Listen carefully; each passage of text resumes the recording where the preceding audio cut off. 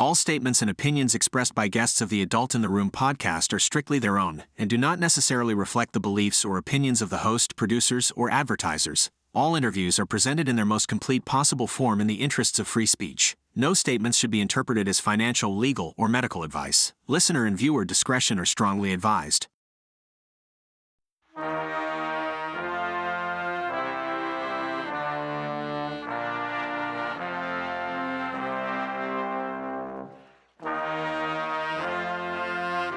It's the Adult in the Room podcast with Victoria Taft.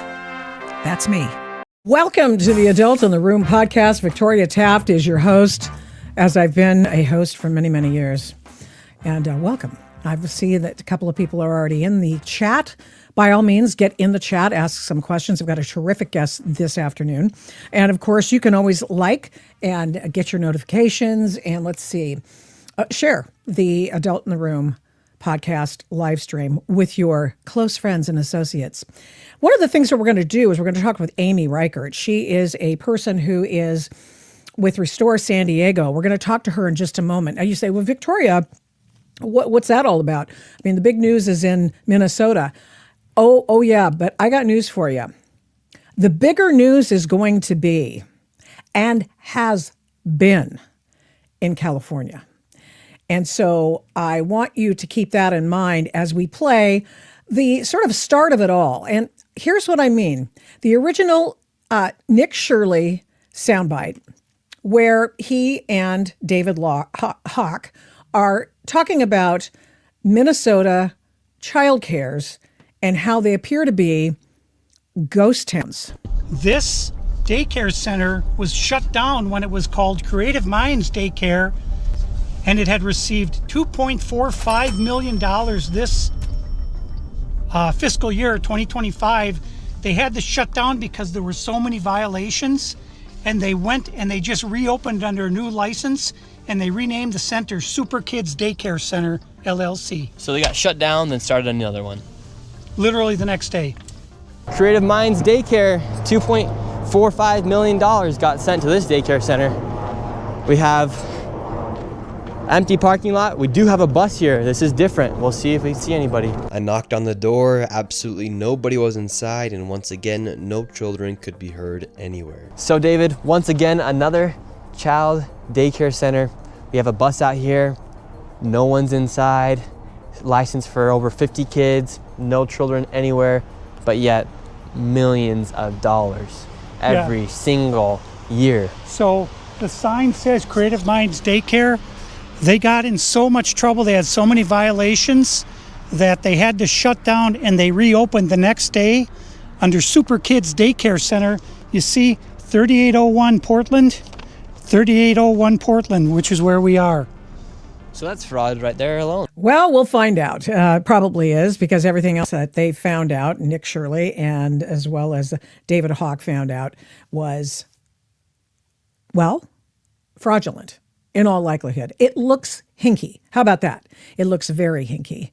And so this is something we ought to, keep a watch on. Now, on the West Coast, which I keep track of, I keep a track of what's going on in California and in Oregon and in Washington. In Washington state currently, there is an overt effort to withdraw any ability to look at these Somali and or anyone else's daycare records to determine where they are so that they can be visited by these guys. So, and indeed, they're going to pass, or they're talking about passing a law, and the law would say something like, oh, I know, let's make it impossible for the news media to drill down on any of this information. That is amazing. That is just stunning, actually. But that's what they're willing to do. They're willing to hide the information. And so it is in California. Same kind of deal. And before we bring on Amy Reichert, I just want, in fact, I should say hello to her so we can watch this together. Amy Reichert, Restore San Diego. San Diego is one of my favorite towns. I lived there for many years. And thank you for coming on the Adult in the Room podcast. How are you? Great to be here. I've seen you recently. We follow each other on X, but I've seen you recently making the rounds on the news, the big time news media. I've seen you on Fox at least a couple of times recently, and we'll play some of those as we go along. But one of the things I wanted to watch with you, just because I think you'll get the biggest kick out of it, is this. It is the parody of Gavin Newsom's State of the State Address. And that's just California part Governor of it. Gavin Newsom here It's to AI, deliver my folks. last State of the State address. I've skipped the last 4 of these speeches because, well, as you all know, California has been a complete shit show disaster. But since I am running for president, I desperately need the attention. I could tell you all the bad things. Like California has the highest cost of living of any state, and I've had the worst inflation rate of any governor since taking office. Or we have the worst schools, most homeless, worst roads, and worst job market, with an unemployment rate 22% higher than national. But we shouldn't dwell on such trivial things. I want you to appreciate all the things I do well. I'm sick of hearing about fraud in Minnesota. If you thought the fraud there was bad, I have just one thing to say. Bitch, hold my beer. No one does fraud, and no one can waste money faster than me. Oh my gosh. We can thank Carl DeMaio for putting that one out there. Your San Diego based friend, is I'm sure you guys are thick as thieves out there. Well, Amy, thanks so much for coming on, and tell me a little bit about what you have found in California with respect to these daycare centers. So they keep saying that Minnesota is just the tip of the iceberg, but let me just tell you, a tsunami is coming for California. Oh yeah, I So believe it. this is not a right-wing conspiracy theory. That's how they're trying to play Nick Shirley, right? The thing is, right here in San Diego, there was a president of a UMI learning center, and it was a Somalian man, actually, and his co-defendants, and they defrauded the government of $3.7 million in government subsidies for childcare, saying that 150 kids were at the UMI Learning Center when they weren't. And How guess many? what? How many? 150. Okay, just checking. I'm sorry. Yes. And by the way, the parents were getting a kickback too of $200 a month. So now that we've established that this is not a right-wing conspiracy theory, I was completely inspired by what Nick was doing in Minnesota. I'm a licensed private investigator in the state of California, so I decided to start digging through public records as well. And what I was finding from the state licensing, from their own inspector, and it was like bam, bam, bam, Victoria. It was like 3 in a row on a Sunday. I was able to find childcares with 28 enrolled. And what was happening was the state inspectors were showing up in the middle of the week, in the middle of the day, during normal business hours, and there were 0 kids there. And it wasn't just one. Then 1 became 3, and then 3 became 12, and then 12 became 25, all in a matter of 48 hours. And this story just blew up nationally. Wow. So what do you think's going on? I have to ask the basics because if I don't, then maybe I won't get an answer. I have to be a responsible investigator and just say, you know what, this is just the beginning, right? So showing that there's no kids there, but we also need to tie it to the money. And it's difficult in California. It isn't public information like it is in Minnesota.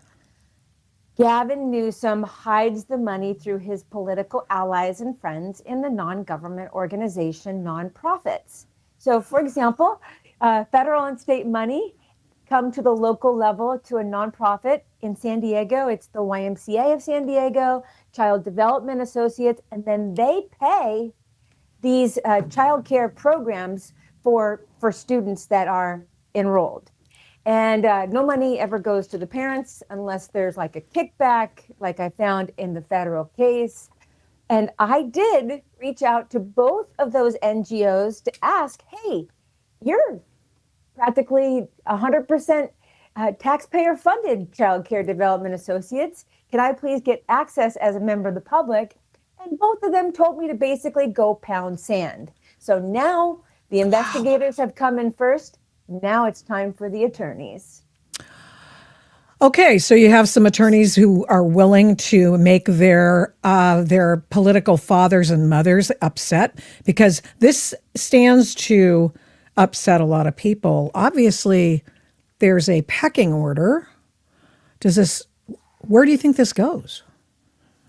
I think it really runs deep, even to the unions. So just a couple Yeah, years ago, I agree with that. yeah, just a couple years ago, not childcare workers, but people who own these small and large family daycare centers, they've been unionized now. Yeah. Okay. So what happens SEIU. is SEIU and yep, the Service Employees International Union, exactly. They are a big powerhouse. And let me just say, SEIU can drop at least a couple million behind a candidate that's running even for a county position. That's how powerful they are. Yeah. So what they do is they get this money, and it's been all well established in the past year through Doge, how the whole NGO reelect the politician cycle goes, and it's sadly that's how we're going to be able to defeat Gavin Newsom by exposing what this money is flowing through and to, and how it's coming back to the puppets in Sacramento. Well, it sounds like a money laundering operation. Here's what you were talking to Jesse Waters about the other day. Let's listen to a little bit of this. California, the mother of all fraud is Gavin Newsom. He's responsible for it all. So all eyes are on California after what's been exposed with the daycares in Minnesota. I'm a licensed private investigator in California. I started looking into state records and I found ghost daycares. These are places where the state inspectors showed up. There would be 28 kids enrolled and there were no kids there in the middle of the day and in the middle of the week. All right. So a ghost daycare. Is that something Gavin Newsom could say, all right, we'll try to shut that down? Does he cooperate when you start raising this? No, in fact, today it got word from the governor's office. There's been a directive to actually shut down public access. So right now you can't even search the own state website to look into these ghost daycares, but I have found a workaround. Then he talks about, so you found a workaround. I don't want you to tell me either, but I do want to know what you're finding out and how you went about sort of circumventing that.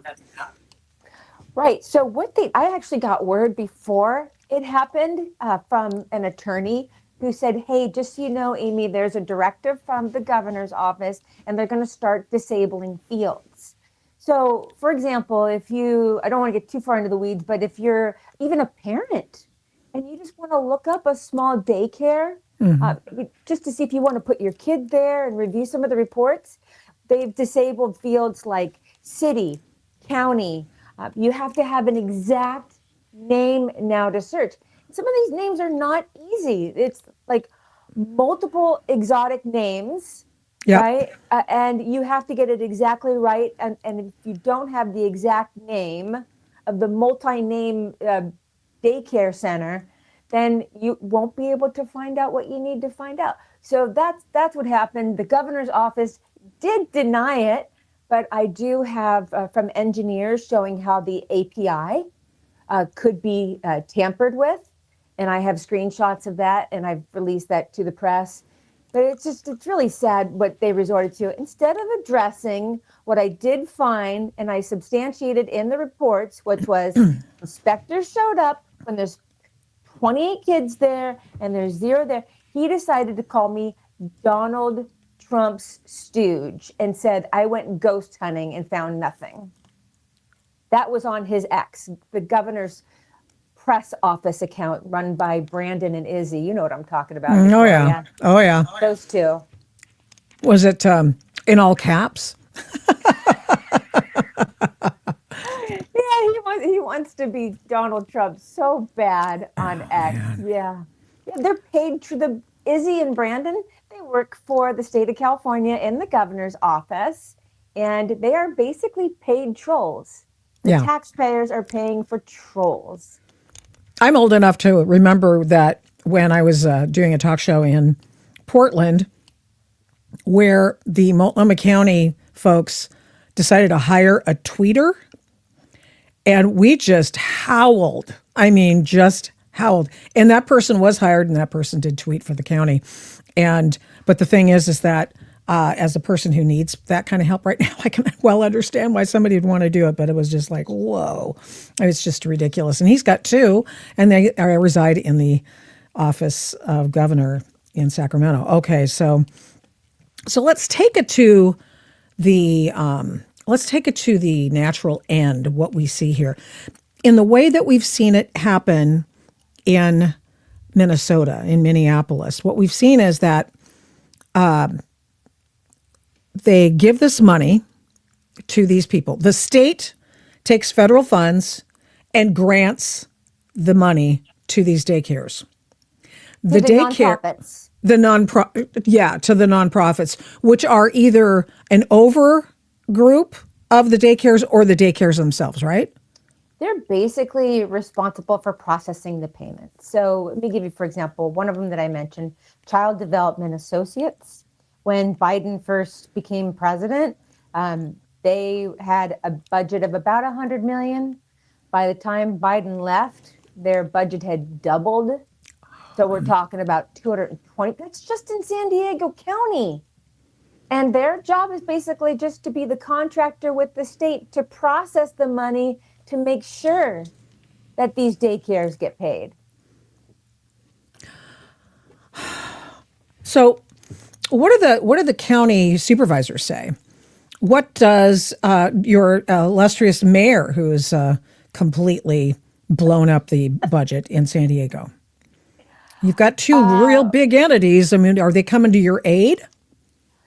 So we're under one party rule here. You know what? You can thank Kevin Faulkner for that. And here's why. He's the last Republican mayor of that town.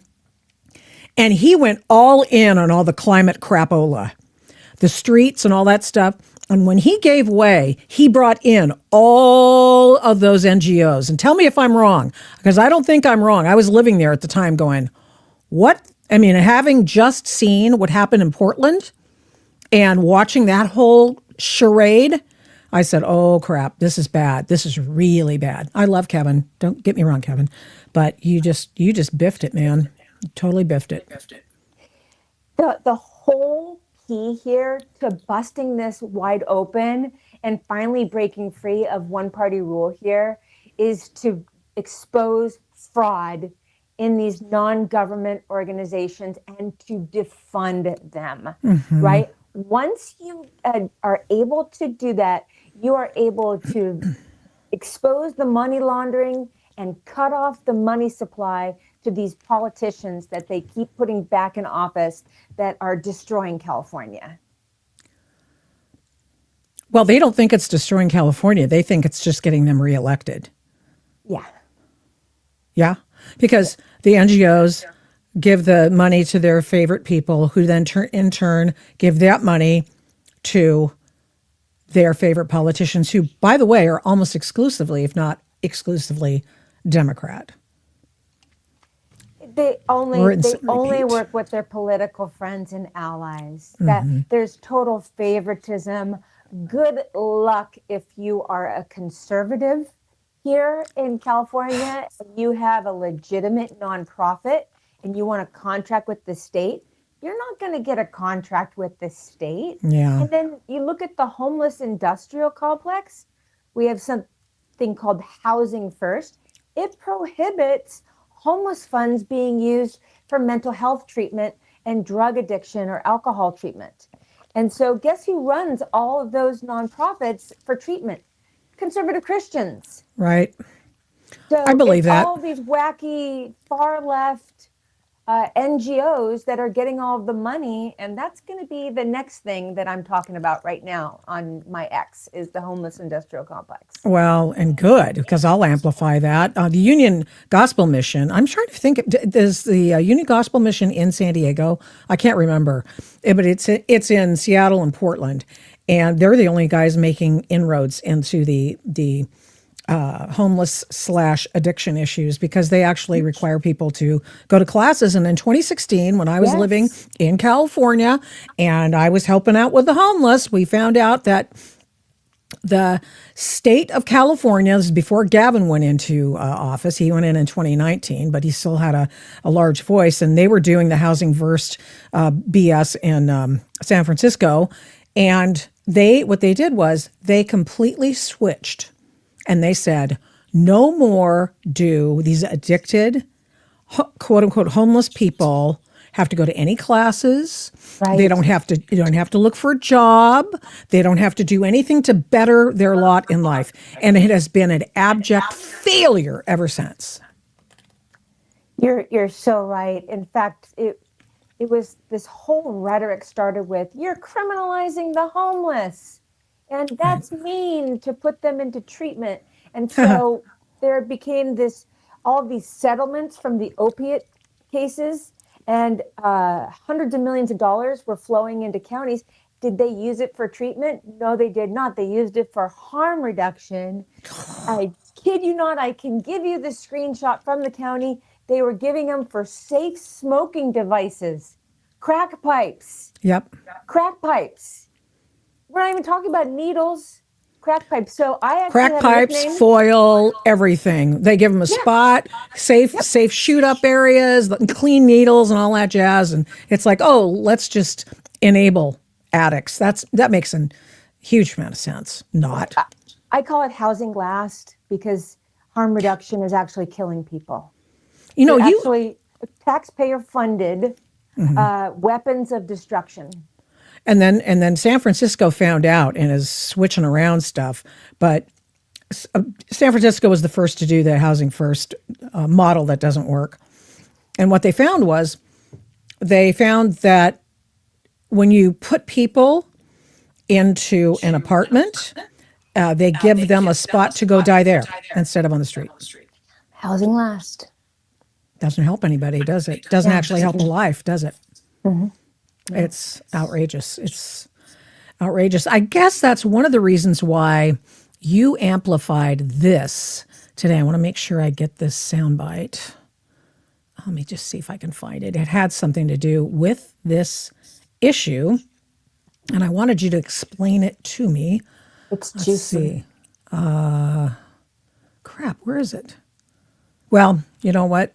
I've somehow I guess I didn't get it. Talk to me about this housing, homeless soundbite that you amplified today. I'll show it, but we won't be able to listen to it. So go ahead and talk to me about that if you wouldn't mind.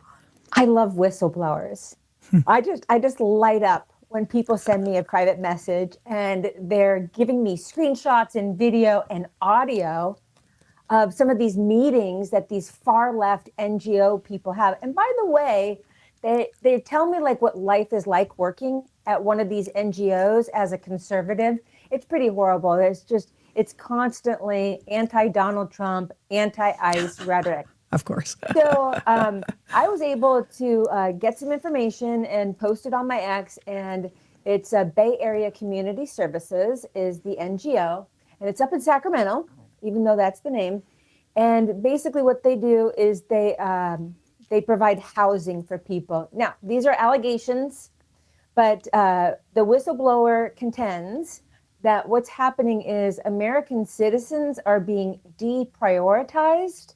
And what's happening is people who are not here legally are being prioritized for things like Uber vouchers, motel vouchers, transportation vouchers. I have audio of meetings where the CEO is actively discussing how the staff can help its clients who are not legal relocate to another community if they need to step out of their community with these vouchers for Uber, transportation, or motel. So basically, again, this is a housing nonprofit. And also I looked up how much it receives in taxpayer money. It's over $100 million. So again, these are allegations, but long story short, our taxpayer money is basically going to an NGO who is preoccupied with ICE. Wow. Why I didn't quite get it when I saw this. I thought, oh, they're giving people basically, cab rides, Uber rides, etc., to somewhere else. And I don't know why, but now I get it. Here's the next shoe to drop in Minnesota. And let me just make sure I can show you this story, because I saw this over the weekend. I go, holy crow, this is going to be another one, another Nick Shirley piece, but he hasn't dropped the video yet. So this is kind of interesting that he hasn't done it yet. I think it's because he was, I think he was sort of, his David Hawk, his partner, he kind of jumped the gun on it a little bit, but he did it because he wanted to make sure that people knew. And so I wrote a piece over at PJ Media. New Nick Shirley video shows grift that is 10 times worse and will start World War III, says the guy who is the person who helped out Nick Shirley. And here's the deal. Here's what I saw over the weekend. They are here. That's their old video about the daycares. The new one is about these organizations that use a bus service and how there is fraud from top to bottom, at least the allegation of fraud from top to bottom. And here's what I want you to see. Excuse me, still got the cold going, so I apologize. Here's Nick. This section of the grocery store, there are 6 separate stores. How's life here as a Somalian? Life is good. I do phone bills, sending money to Africa. That's where I do. The business is good. And how have you seen the rise of Somalians and the rise of Islam here inside of Minnesota? As well, the rise is good and been allowed. We have a place to pray, and life is good. How long have you lived here in America for? For 10 years now. And when you came here, did the government bring you here, or did you come here by your own choice? I came here by my own choice. I was one of the refugees from Uganda. I was brought by UN. You were brought by the UN to come into the United States? Yes. And life is good, We try to enter into businesses. Well, we try to enter into businesses. Well, the business is this. There's you just say, oh, that's nice. That's a nice interview with a man who's a business owner. That's fantastic. Okay. And here's the problem with what is going on in that environment. Okay. There's something more. And over the weekend, his partner, oh no. See that guy? Yeah, that was on the streets of Portland over the weekend. Stand by for that. Here we go with the discussion with Treasury Secretary Scott Bessent. When a child care facility receives federal funds, they must abide by Civil Rights Act of 1964, Title VI, which says that you cannot be exclusive to one ethnic group in your child care facility. It's discrimination. So when DHS goes out and does these inspections, they always do them announced. So they call ahead to let them know they're coming. So of course, you stockpile the kids in there and everything looks great. But do they actually count the number of kids that are there? Because some of these facilities are licensed for 120 kids and they don't have any kids. And even if they do load kids in, they got 10 of them. But DHS doesn't go with 10 kids. Wait a minute, you're licensed for 120. What's going on here? They have no sign-in or sign-out sheet like a normal daycare is, so there's no way to track if there are any kids there, who they are, what race they are, any of that. Okay, so what his point is that he's just going over what they did before, and it's interesting because, Nick Shirley was going under the, auspices, the excuse, if you will. Hey, I'm trying to get my kids signed up for this daycare center. And he's obviously white. I don't know what color his kid would be. But the thing is that under the 14th Amendment and under, the no discrimination and the Civil Rights Act and all that stuff, you can't discriminate. So that's another angle that David Hawk is suggesting they look into at the at the federal level. But now wait a minute. So here's something else that is going on. I want to make sure I get this. Crap. Stand by. Watch this. Oh, it's that's what's going on. It's interesting. Sorry, guys. Don't worry. This section of the grocery store, there are 6 separate stores. How's life here? Okay, as a Somalian? So here's the point of this. You've already seen this, but the point is that this place where there are 6 separate stores in this one building, I mean, it kind of smacks of Marrakesh or something. Not that I've ever been there, but I just feel like it's probably an open deal. Open market, that kind of thing. I love open markets. I like outdoor markets. It's all good.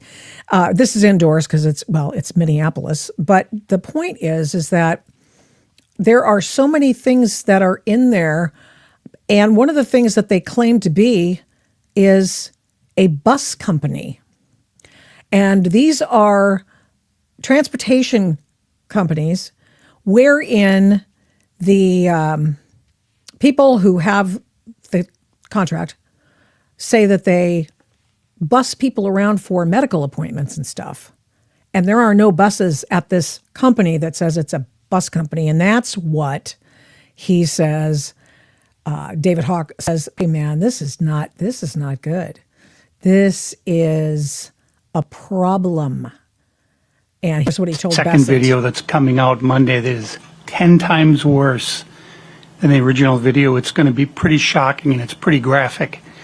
So what I have here is a 5-year recap of all of the CCAP money, that's child care assistance payments, for the last 5 years.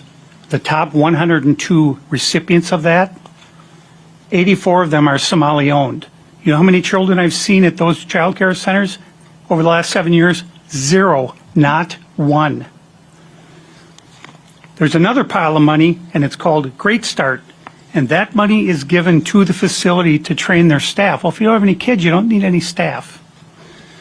Then, what I believe is the core of all this is this non-emergency medical transportation. So, a search showed that Minnesota recognizes 1,020 NEMT companies. Almost 900 of them are Somali owned. So in the second video, Nick Shirley and I went to 16 of them. I've actually been to about 70 of them. Listen to this. They don't exist. They don't exist. Now, somebody commented, it's very common. Here, let me just get this thing off first. It's very common that transportation companies have private addresses without storefronts. I see no issue with that whatsoever. Well, what kind of transportations? Are the transportation companies that get government contracts? Because I know I've seen plenty of limo drivers and, short bus drivers who just bus around people for private events and stuff like that. I've used them before, and they park at their own houses or what have you, and totally understandable. But those aren't government. Those aren't people with government contracts, are they? So I don't think this is normal. I'm willing to be wrong. But I don't think I am. And this other person writes, and they need translators too. Well, that's right. So here's what he's talking about this. In the previous comment, David Hawk said to Scott Bessent, the Treasury Secretary, well, okay, so they've got this additional training for the staff. And he goes, well, wait a minute. There are no kids. Henceforth, there's no staff. Therefore, there's no need for training, but somebody's getting paid for that. Okay? And so what this person, Frank says, and they need translators too. And I've seen this in my own personal life. Well, I have people, I have friends who need translation when they go to the doctor and that sort of thing. And these people are as good as gold. I mean, God bless them for doing that. This is awesome. However, I can see where this, since there is no company, it doesn't exist, and there are no vans by which to transport people, which is what they claim their business is to be, I could imagine that there's probably, just call me crazy, there's probably a line of succession of people getting paid for other things as well. Check it out. Let's say, oh, I have to go to a doctor's appointment. And there's an imaginary person who goes to an imaginary doctor's appointment for whom there needs to be a translator who makes a minimum 8 hours of pay for the gig. So you've got the bus ride that is probably an 8-hour minimum. I know when I hired private transportation, when I've had, when I've had receptions and stuff, not that we do a lot of that, but hey, I've had, it's a minimum 8 hours, obviously. And sometimes it's 10. Okay. So you've got the translator, you've got the bus dude, the driver who, by the way, doesn't exist. I mean, these people, somebody's getting paid, but that money is being charged back to the state for that facility. So you have just trebled your costs because you've got these guys, everybody's making bank. Everybody's got their wetting their beak on this thing, right? And some of these places, and this is really this is the sad part. There might be some legit organizations in this, but they're not looking real good right now. And you know what looks even worse? Like Amy said, California has just come under an order by Gavin Newsom to stop allowing people to see the information, all of the information that previously heretofore had been available for the people who are looking up where the scammy daycare centers are. And now we've got this other kind of, and this is what David Hawk said. He says, this is 10 times worse than the daycare center thing. This is 10 times worse. And he says there will be a World War III that it will come as a result of this. I mean, right now, what are they doing? What are they doing in Minnesota? They're shooting at people. What do I mean by that? Well, the ICE officer shot that lady, but after she aimed her car. And by the way, it looks as if, according to the New York Times, that the officer's not going to be brought up on charges because it was a justifiable shoot. It was. I mean, when you're getting attacked, hello. This reminded me of something the other day. Do you guys remember this? It's an old movie. And just hang on a second. Do you remember this? I hope you can hear it. I rather doubt it, but you never know. Stand by. Okay, that looks terrible. That lady that looks like it's terrible in there. But it's a funny scene. You're not so tough without your car, are ya? I don't know if you were able to hear that, but you're not so tough without your car, are you? Says the detective in Kindergarten Cop. And Kindergarten Cop came out in 1990. I looked it up yesterday and went, man, I'm old. What can I tell you? Here we go. Hey, I'm just saying, it doesn't seem like a business requirement to have a storefront for a medical transport company. I understand that. That sounds more reasonable. Okay, I understand that. But when you give the physical address, Chad, and it doesn't comport with a company that's doing anything and there are none of the vans available, I think that perhaps we might be seeing something going on there. So let's see, medical transport, an irrelevant point for fraud investigations. Fraud could still be happening. Well, I don't know if it's I think people need to remember that not everything's a scam, okay? And what I'm seeing, like, for example, like Nick Shirley said on his previous video I shared with you, and he said, well, that's a scam, isn't it? And I'm like, I don't think so. I mean, there's nothing that is dispositive about that particular point, that little fact that says it's a scam. No, not really. I mean, and I can't remember what the deal was, but it just, it wasn't that big of a deal. Let's see, Cameron writes, Democrats don't care about the American people. They only care about themselves. None of them well, that's true. None of them cared about Irina Zarutska. Yeah, well, they didn't. And she was the one who was knifed on the light rail in Charlotte, North Carolina. Yeah. Yeah, that's so true. Frank writes, try to file for your benefits and see what a fight you have to go through to get anything. And these guys are just getting bank. That's such a good point. Chad writes back and says, as an example, many companies list a fictitious Delaware address due to their corporate tax codes. No, totally understand that. You can have a DBA. That's not a problem. I don't think that's the issue here. I think the issue here is not that there is a fake fictitious name. It is the fact that there appears to be in a, for example, child care center, when you have no children in any of the child care centers, which is what happened in Minnesota, that this is an issue and connotes something funny afoot there. Oh, here's Jeff. Jeff? Yeah. Oh, you're so full of bleep. These bleeping morons came on here and spew BS like accusations with no fact. No, I you know what? You say it in a kind of a naughty way, buddy. But no, I understand that. And yet,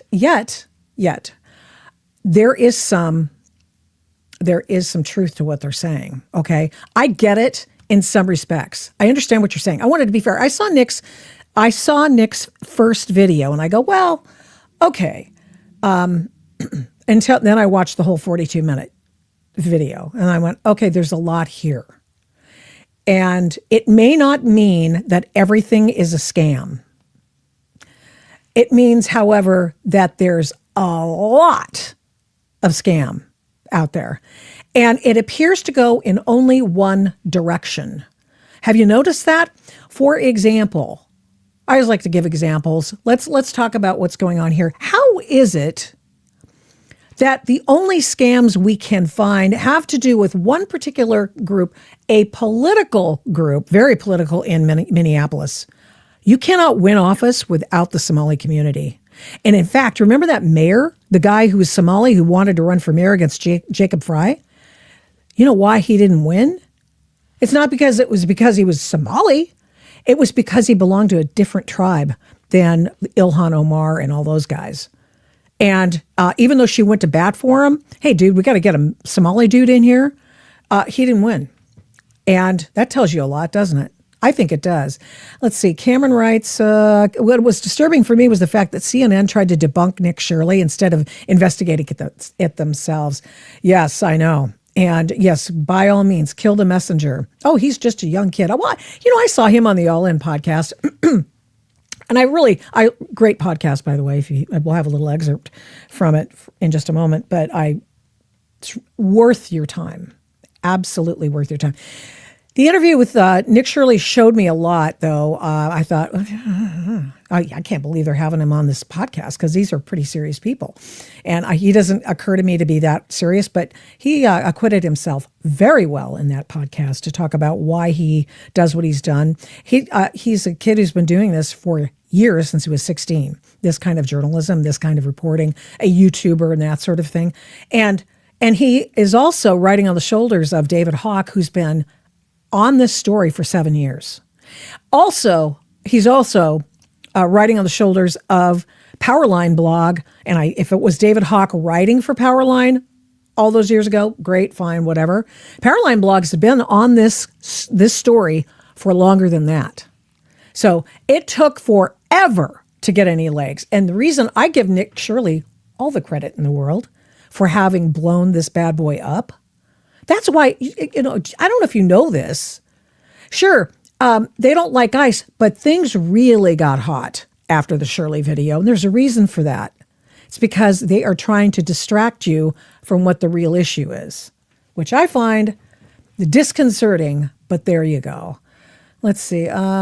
Here we have lots of comments today, which I'm very happy about. Here's Chad again. I'm not 100% sold on that there are no kids. Either way, well, there weren't any kids. This guy's been, David Hawk, that dude's Hawk, not that other dope.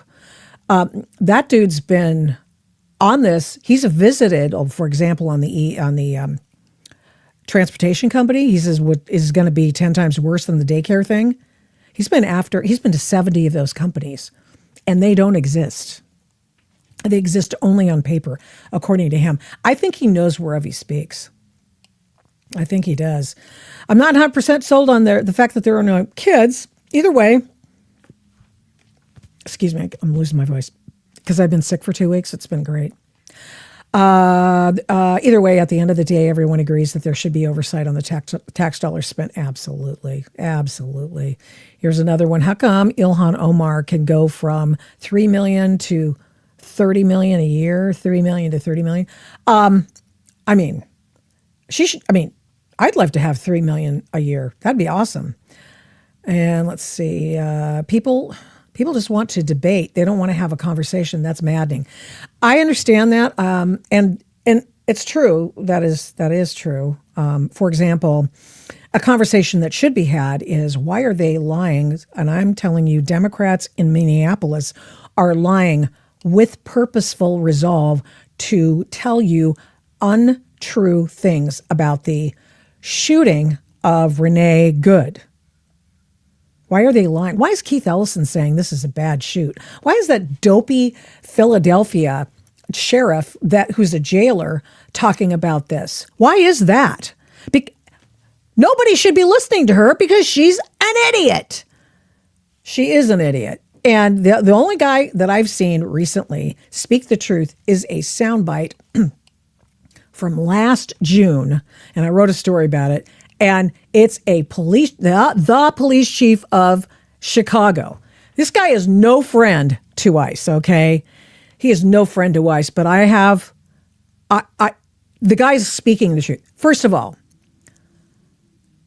whenever somebody tells you that the ICE, the feds, the HSI, the Border Patrol people aren't cops, they are lying to you. When they say that they cannot enforce local laws, true enough, unless they're being attacked by someone else. And they have every right to believe that if you are barricading around them, that this is an ambush, and they have every reasonable way to believe that you are going to hurt them. That is a reasonable assumption by virtue of your act.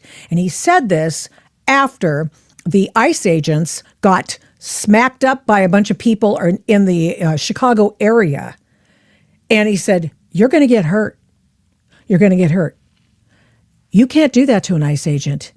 They have every right to shoot back. Oh, yes, they do. They have no other way to assume that you have what your intentions are until they see you surrounding them and they think it's an ambush. And if they think it's an ambush and if they think their lives are at stake, they will clear a path to get out. Oh, yes, they will. Oh, yes, they will. So when somebody, back to our friend's point here, Frank, when he talks about nobody wants to talk about anything, it's because people are so stinking. They're lying. I mean, how do you not know that? How do you not know that attacking an ICE agent isn't going to get you hurt? They're just lucky more people haven't been hurt. Now, let's see. Cameron writes in, he goes, I've watched a few of his videos and him getting death threats, him and his mom. It's so sad. Well, absolutely. Of course. I mean, he's got to watch out. There were people with signs and on social media after that ICE shooting talking about Charlie Kirk and a woman who should know better, who is a tangential. She's like a staffer, if not budding professor at the University of Washington, my alma mater, by the way, who said that they're going to go after him like like the guy who tried to take out Trump. They want more of that guy. What's his name? Robinson? What's his kisser? Anyway, whatever. Well, so when they invoke the idea of murder, assassination in reaction to this justifiable shoot, there's something crazy going on here. And it's not just simply crazy. It is by design. Keith Ellison, the Attorney General of Minnesota, knows better than that. He knows better. He knows ICE agents have every right to defend themselves. He knows that. And he still lies about it. Jacob Fry, that loser, that guy who knelt to BLM after George Floyd. And by the way, George Floyd died of a drug overdose, not because Derek Chauvin put his knee on his neck, because he didn't. Go back and I watched every minute of that trial. Every minute. I saw the evidence of that trial. You go back and you watch that and you tell me if Derek Chauvin didn't get railroaded. And I'm not, you have to know something about me. I'm a civil libertarian. And I'm a guy I'm like one of those people that I don't have to talk to cops, right? You don't have to talk to cops. You're not required to talk. In fact, if you talk to cops, you're liable to have those words used against you, even though you think you're being totally reasonable. No. So I'm telling you right now, I'm that guy. That was a railroad. That's what that was. According to him, is key there. If that is the case, then charge them. The remedy is certainly not to cut off all funds for everyone. I think that's why Trump is doing that, cutting off funds for everyone until they can sort it out and figure out who's real and who's not. I think that is taking a meat cleaver to what needs to be used by a scalpel. But Minnesota has shown themselves completely unwilling to take a scalpel to their own spending, as well as coming and doling out the federal funds that they're required to do. All the federal funds go through the state and counties. That's what happens. And these guys are just like, make it rain, make it rain, make it rain. And they're giving it to their favorite groups of people. Why is it that 90% of the companies are Somali and they're giving all this money to them when there is no food for the future? There's nothing. People went to prison for that. And then Jacob Fry's wife was somehow tangentially, perhaps even legally, involved in that. Yeah. There's something funky going on here. It's not going to be what you want, though. It's not everybody's going to go to jail. Here's something else. I want to tell you something else. You need to hear me. You need to hear me right now. And it's this. When people say, I've seen this, Steve Bannon says this all the time and all this other, and I admire everything about a lot of these people, believe me. But you cannot say, I want them to arrest them right now, because you're not going to believe this. This just in. You need evidence. And just because you see something in the media does not make it evidence that is able to go into a court case. They still have to chase down all the leads. Okay? So, lock her up. Well, okay. I mean, there's plenty there to lock up Hillary, as they used to say in 2016. And so, fine, but you better get a case together. Trump let her off. Anyway, I'm getting way over my skis on this thing. Now,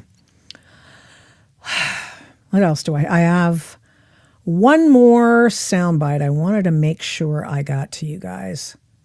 I think this is it. Second video that's coming out Monday. Oh, I already did that one. Sorry, guys. I don't want to waste your time. There was one more. There's so much misinformation and so many lies going on. For example, here's what's going on in Portland. They are entertaining the bread and circus again. And I'll see if maybe Honey Badger Mom's taking a look at it. It's just absurd. ICE is doing terrible things. They're breaking the Constitution. No, they're not. Stop it. Shut up. Stop talking and not reveal how stupid you really are. Well, they're doing something unconstitutional. No, they're not. They're going out and they're finding people. Do I have this? I hope I have this image file that oh yeah, here we go. There are a lot of bad dudes out there. For example, all those people, all those ICE ladies, the ICE watch ladies barricading in the ICE officers and the Border Patrol people. This is who they were protecting. See these guys? Rapists, murderers, child molesters, all of them. These are the people they were standing up for. By the way, it is not unconstitutional to go and pick these dudes up. It is not. It's not. It's enforcing the law. Just because Minnesota's a sanctuary state and Minneapolis is a sanctuary city does not mean that the federal government cannot go in and enforce federal law. Tell your friends. It's just ridiculous. It's ridiculous. Let's see. Victoria, justify the last two shots where he was clearly parallel with the vehicle. Shot. Oh, yeah, no. That was the last two shots. What about him? That first one was probably the kill shot. Victoria, justify the last two shots where he was clearly parallel with the vehicle. Shots through the driver's window. You must justify every single shot or it's indeed a bad. No, I don't think so. I mean, you want to know, you have to justify every shot. Don't get me wrong. I know that. And I appreciate that. But she was still coming after him. You cannot have one guy saying, get out of the car. And then what does she do? She punched it, dude. She punched it. And then she hit the guy. Sorry. That's a good shoot. Let's see. This guy says, Cameron says, correct me if I'm wrong. Doesn't the Article 6 say that the Constitution of federal law is the law of land? Well, it is the supremacy clause in the Constitution. Yeah, so federal laws supersede local ones. Okay. It's on video. Shut up. Yeah, sorry, buddy. Did I talk over it? I apologize. When you harass people, what do you expect? Well, you don't expect to get killed. But when you drive your car at someone and they've just told you to get out of the vehicle, what they think you're doing is you're going to commit a felony, which she did, by the way. Nobody wanted to see her die. They need to stop. No, exactly. Absolutely, Frank. Thank you very much for that. I believe that. Cameron says, see the 10th Amendment. Yeah, I do, but still the supremacy clause trumps the 10th Amendment, dude. That's what happens. It's true. What law makes it illegal to harass the government? Well, what are you talking about? They can harass. They cannot threaten or incite. That's against the law. And it is an anti-First Amendment thing. That is not First Amendment protected, by the way. And very clearly it's protected by the First Amendment. Incitement to violence is not. When you are in a mob situation, which is what this was, you cannot incite people to violence because that's an immediate threat to an officer. And that's not exactly what happened here. She actually literally drove her car into him. So let's see. Frank writes back again. Quit being ignorant. She instigated for hours and used her car as a weapon. She got she had been. Oh, by the way, and that was another thing, Jacob Fry was on all the Sunday shows. He's the Minneapolis mayor, and he's just a pathetic human being. I mean, in terms of his inability to just stand up for what's right. He's just a total failure. Just a feeling, I feel this is the way it is, and I feel like this is mean. Yeah, well, what does the doggone law say, buddy? Yeah, so anyway. Quit being ignorant. Oh, I already read that one. Yeah, let's see. Well, wow, thanks. I didn't know Mr. Smarty Pants. I don't know what you're saying thanks to, but yeah, sure.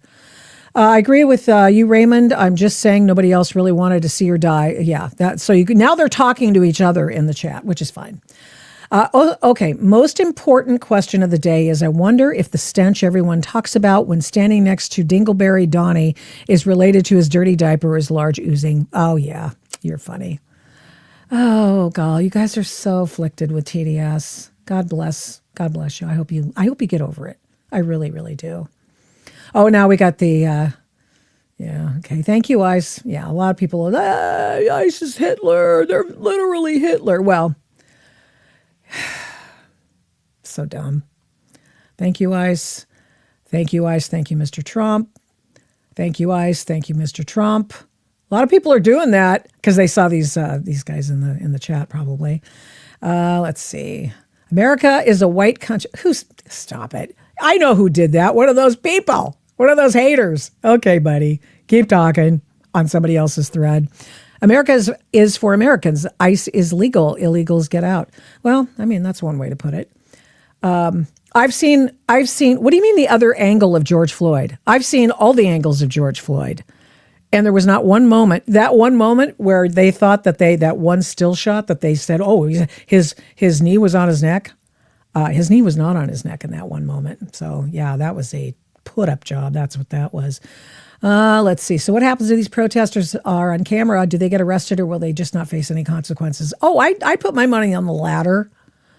Chauvin didn't kneel his back on his neck for 10 minutes. Don't believe your eyes, nor the autopsy, which stated had Floyd had fentanyl in his system. The cause was literally, no, that's not true. That is not true, my friend. I'm so sorry. Get yourself educated on it. I just saw them setting our American flag on fire in another channel. It's live. Okay, well, there you go. Let's see. What do we have here? I think Trump let her off. Do you really think that he is that forgiving? He said that literally. He literally said, I'm not going to go after her, the wife of a former president. I'm just not. And I bet you he regrets that to this day. Voters should remember this when it comes to the midterms. Okay, sure. How was she coming after him if he was literally directly to her? No, he wasn't. He was right in front of her vehicle. Look at the video. We went through the video in the last live stream. The last two shots said, you know what? He's falling. That's what's happening, or falling back. That's what's happening. Getting out of the way. And he's stopping the threat. He has every right to stop the threat, by the way. He has every right to stop the threat. Now, the other thing is this sad sack. Here's Bob Day. He is the Portland police chief. You have some nexus. Please watch him cry. To involvement with TDA. We can confirm that. And what I can say is there is an association with the two folks yesterday and TDA. Okay. The Tren de Agua gang is a cartel. They were let into the country en masse by Joe Biden after Maduro said, hey, go, we're going to let you guys out. We want you to just go to America. And Trump says this a lot. I don't think people believe him. But I know he knows what he's talking about in this particular case, in that they emptied the prisons, they emptied the loony bins, and they sent them to America. You don't believe that because you weren't around like I was, because I am the adult in the room. I've been around a while. And the fact of the matter is Cuba did this in the Mariel boat lift. They sent all the crazies to Miami. That's what they did, or to Florida. And so here's Bob Day, and he's the guy who will not do anything about Antifa. Very little. He's also, he was also very angry that ICE had shot at and hit two people. And they were people that ICE wanted to get a hold of and arrest and kick out of the country. They wanted to deport them. Why? Because they were running a human trafficking scam in Portland and overseen by Tren de Agua, which is already a domestic terrorist or a terrorist organization, foreign terrorist organization, so designated. Are you going to tell me that ICE doesn't have a chance or the right to get these people out? Because you're taking crazy pills then. If you really think that, no way. They have every right to do it. Here he is, the Portland police chief, talking to the media, saying, well, yeah, they were TDA, yeah. Mm-hmm. And then he starts crying. I'm going to start over. Some nexus to involvement with TDA. We can confirm that, and what I can say is there is an association with the two folks yesterday and TDA. I hesitated to even share this information initially because I'm very aware of the historic injustice of victim blaming, oftentimes portrayed by law enforcement, including this very agency that I've represented so proudly for so many years. And historically, we have not been quick to disclose the potential criminal history of others. I want to speak for just a moment specifically to my Latino community.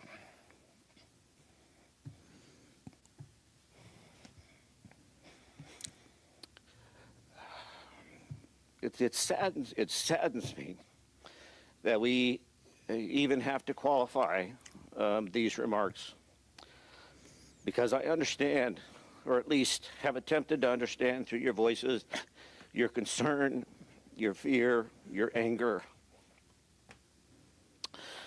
This information in no way is meant to disparage or to condone or support or agree with any of the actions that occurred yesterday.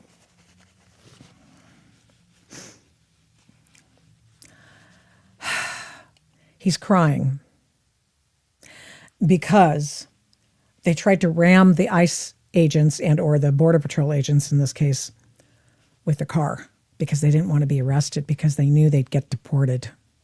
And they were running a human trafficking operation of prostitution. And yeah, right? Give them an Oscar. That's right. Exactly right. And the Oscar goes to the big baby. Yeah. It's embarrassing. Well, but Portland wants this kind of person in charge. He doesn't go after Antifa. Generally speaking, he says that he's giving them space. He's giving them space so that they can keep people up all night and they can explode munitions and they can impede ICE officers from going on their operations. He says that's all free speech. That is so wrong. I mean, it's embarrassing that a person who has a legal background, which I presume a police chief does because he and she have to know what they're talking about, does not realize that there are other ordinances that come into play here with respect to First Amendment. Time, place, and manner ordinances, by the way. How about that? Time, place, and manner. You can say, you know what, Antifa, hey, love you, mean it. I want you to go somewhere else and do that. And you can do so between this hour and this hour. And as a result of a lawsuit and a trial in Portland, the people in that low-income housing project that is right there by the ICE headquarters could not prevail because Bob Day, that dude, and the city of Portland backed Antifa. They did not want to enforce the city's own noise ordinances. That's right. That's how come all those people got no sleep for and still don't get sleep, because Antifa's out there blowing up stuff, yelling. Yeah, and now you've got all the right out there too, and they've got their bullhorns, their electronic bullhorn. Man, oh man. Okay, now we've got a fight in the calf having to do with people. Have you ever been to jail? You know, I have actually, just apropos of nothing. Apologies. Apropos of nothing, I have spoken with people who've been in jail before. And it's kind of interesting because when I helped with people who were homeless, because a lot of people end up in jail. And that's actually, for some people, that's the best place to go because they're forced to get dried out. Okay. And so good for them, right on. But a lot of them have these interesting food hacks. For example, we would go and we would cook for people at a transitional housing center, and we'd chit chat with them all night. But this one guy, he'd just gotten out of jail, And he just wanted to have Cheetos, hot sauce, and like noodles, like a noodle bowl. And he mixed them all together. That's what he wanted. I mean, like, we're making like legit nice food, and that's what he wanted. And I go, okay, I got to ask, dude, what's going on? He goes, well, you know, I just like this. I'm used to it. I mean, I found this in jail. This was one of the hacks that they told us. And so that's why I do it. I'm making you really good food. I went to the store. I bought this stuff for you. Michael, yay! Somebody else not fighting with the calf. I'm a black man from Detroit. I remember when the Middle Eastern people came to Detroit. 981 stores. Disrespectful. Yeah, nothing like flood in the zone, huh? That's exactly what they did. And by the way, some of those, irrespective of what the United States wanted, but the president could have said, oh, hell no. The president didn't do that. The United Nations made the decision to place some of these people in different places. Oh, and we have to create a community for them, which means, of course, that they don't learn to get along with other people, and they don't, at least, know cultural codes and that sort of thing in this country. And as a result, they did not get together with the outside world. They still speak Somali and other languages and that sort of thing. Yeah. Okay. Well, let's see. One more thing I wanted to show you happening on the streets of Portland. Here we go. It's the Knights who go nyeh. Here we go. Hey, you do like that same thing? You do like the light? What's your point? I don't like Nazis either, sorry. They, them? Are you a they, them? Turn your helmet around. Why would I turn my helmet around? Take off your female panties. Turn Get your panties mask out around. of a bunch. See how stupid that sounds? Yes, Turn your we mask see around. how stupid it sounds. Why does that make sense? Because it's funny. It's not, though. Nobody's laughing. I will continue to let this play. I just want you to know, this is what passes for intelligent conversation between the two sides outside the ICE facility in Portland. Joke. You probably jerk off to anime. That's why. So do you have an idea? You know, that's projection, man. Do you have an idea? I'm waiting for an idea. So you don't? Okay, cool. You're not saying anything, dude. Fucking Jeff, turn your helmet around. Turn your mask around. What do you want me to do?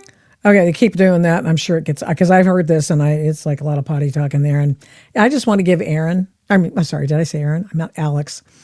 Aaron's somebody else. I just want to give Alex the ability to easily edit it so that people who don't own Kevlar earmuffs can also listen to this. But I got to give the guy credit with his knight in shining armor moment there. Yeah, it's better than the Teletubby thing. Are they still doing the Teletubby? I think I'm going to see if Honey Badger Mom will come back on with me and see if they've got the Teletubbies out there again. I may have to go myself. I may have to travel. I have to travel to Portland just to see what's going on. Yeah. Okay, let's see. Getting in.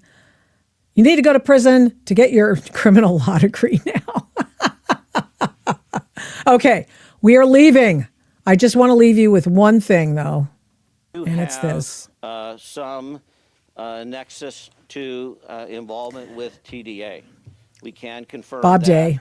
And what crying. I can say is there is an association with the two folks yesterday and TDA. Yeah. I hesitated to even share this information initially. It's public information. I'm very aware of the historic injustice of victim blaming, oftentimes portrayed by law enforcement, including. He just called 2 criminals in a cartel victims. Note that. In this very agency that I've represented so proudly for so many years. And historically, we have not been quick to disclose the potential criminal history of others. I want to speak for just a moment specifically to my Latino community.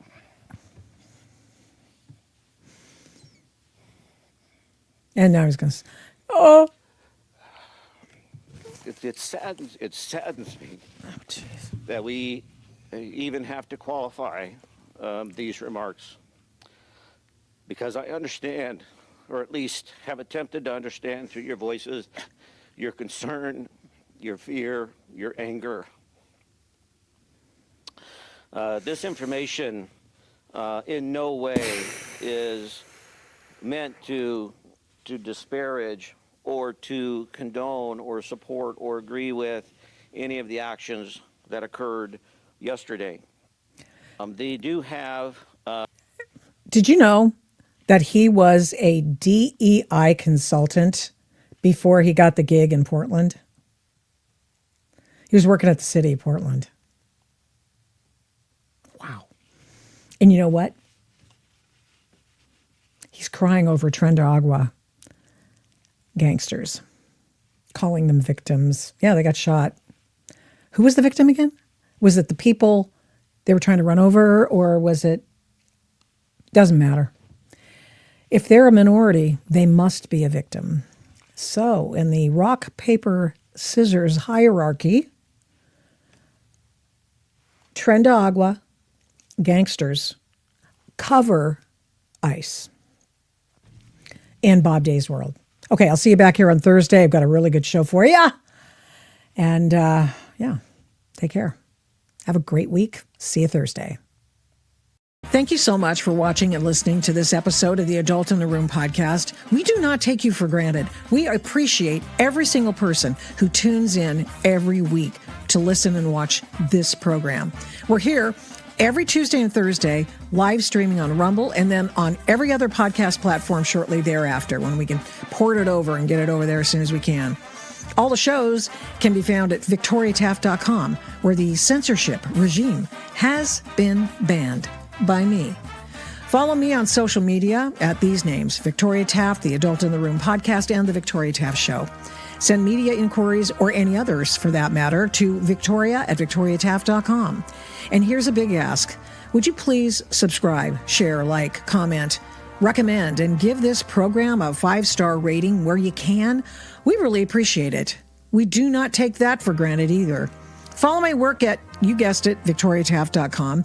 PJ Media, I write tons over there. Flamingo Audiobooks, and of course the radio. I don't do this alone. This show is produced and engineered by Overall Media. 1A Cast is responsible for some of the Adult in the Room podcast's imaging. Logo design by Hageman Creative. The Adult in the Room podcast is produced at Flamingo Road Studios. All rights reserved.